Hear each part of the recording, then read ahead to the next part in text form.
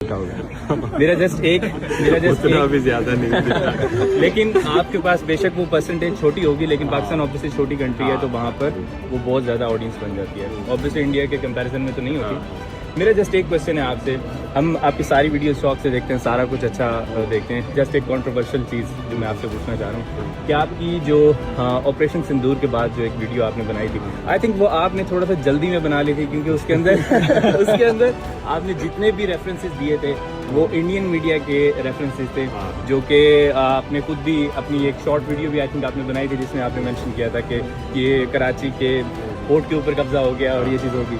तो मेरा जस्ट एक छोटा सा ये क्वेश्चन है, इसमें मतलब कोई वो चीज़ नहीं चाह रहा मैं, जस्ट ये चाह रहा हूँ कि आपने वो वीडियो जल्दी में बनाई थी, क्योंकि आपकी जो रिसर्च है वो हमें पता है कि उसकी कितनी क्रेडिबिलिटी है, मतलब किस लेवल की आप रिसर्च करते हैं। तो जस्ट उस चीज़ का अगर हो सके तो आप एक मुझे छोटा सा मेरी तसल्ली के लिए। इंडियन मीडिया को मैं क्रिटिसाइज करता हूँ जब वो न्यूज़ चैनल्स को मोस्टली करता है। इसका मतलब ये नहीं कि जो अखबारों में प्रिंट हो रहा है वो भी गलत है।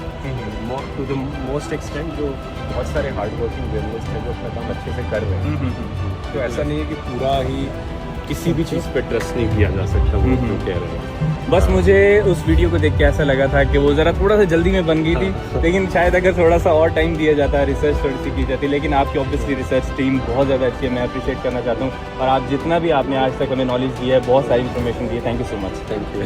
Nice to meet you.